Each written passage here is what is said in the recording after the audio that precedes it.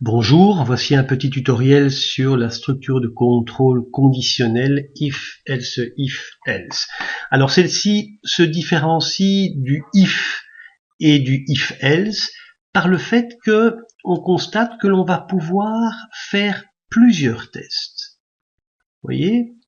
Derrière le if, j'ai une paire de parenthèses à l'intérieur desquelles j'attends une valeur booléenne qui est représentée par quoi? Soit par une variable évaluée en type booléen, soit par le résultat d'une expression conditionnelle ou logique.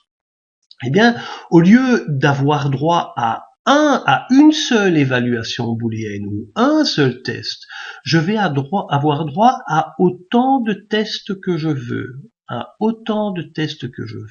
Et si l'évaluation booléenne ou le test revient tout en false, eh bien, derrière le else, je pourrais exécuter un bloc de code dans le cas où la condition ou l'évaluation booléenne revient perpétuellement false. Alors, on va faire un petit exemple simple pour illustrer tout ça. J'ai déjà préparé un petit code ici où je demande, où je déclare la var mois, une variable mois, et je demande à l'utilisateur de rentrer un mois. Et je me propose de lui afficher le nombre de jours qui correspond à ce mois. Alors, on va faire ça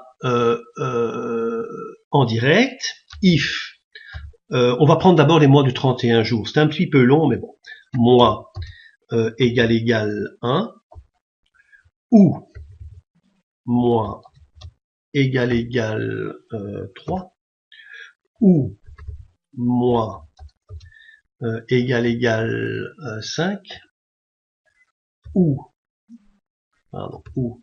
mois égale 7, ou mois égale 8, ou mois égale 10,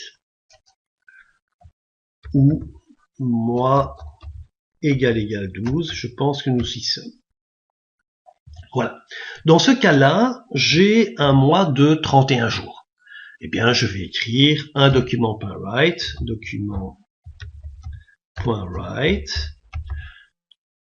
je vais mettre le texte dans un petit paragraphe.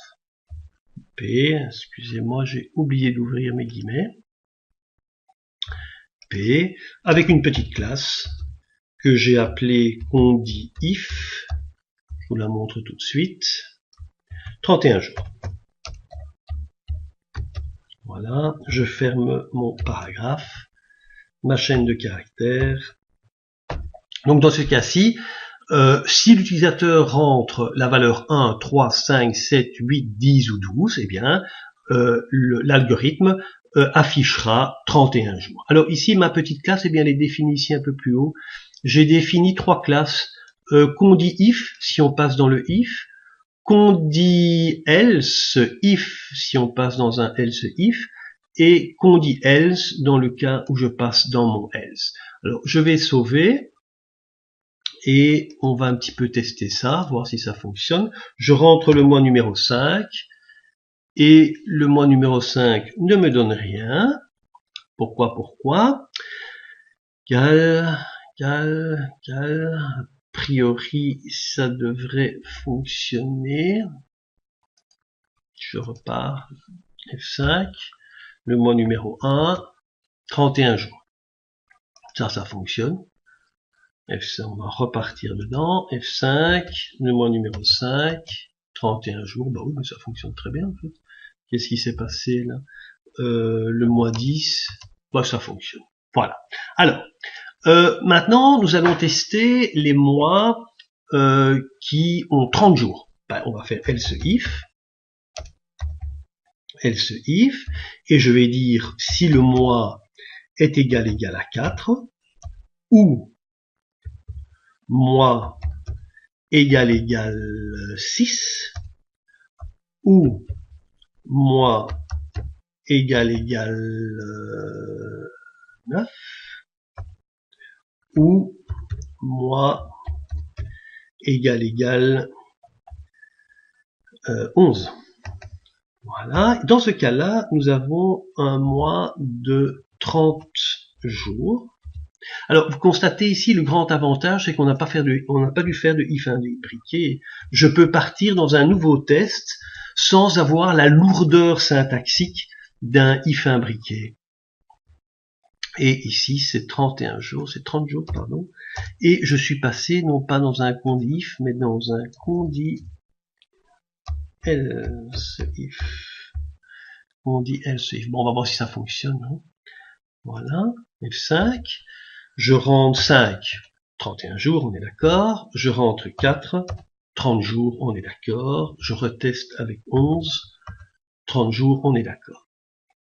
Ensuite, vous avez un mois un peu particulier qui est le mois de février, else if. Nous allons tester le mois de février, c'est un petit peu plus simple en termes de conditions. Et donc ce mois-là, c'est soit 28 jours, soit 29 jours, selon que l'année est bissextile ou non. Voilà. C'est toujours un condi, ah oui, c'est un condi, pardon, parce que là, un else ici, voilà, et cette fois-ci c'est 28 ou 29 jours, voilà. On va retester ça, F5, si je prends le mois numéro 1, 31 jours, c'est bon, F5, le mois numéro 4, 30 jours, c'est bon, le mois numéro 2 maintenant, 28 ou 29 jours, parfait, vous constatez qu'on est passé aussi dans un else if puisque j'ai mon fond bleu. Alors maintenant, pour toutes les autres valeurs, eh bien, ces valeurs sont impossibles. Pourquoi? Parce que il y a 12 mois dans l'année, il n'y en a pas plus. Donc je vais dire else pour toutes les autres valeurs. Tout simplement, je vais faire un CTRL-V et je vais dire valeur non admise. D'abord, je passe dans un else, cette fois-ci, et je vais dire valeur non admise. Voilà.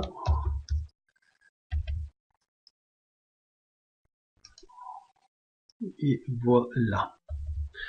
Bon, retestons tout ça. F5.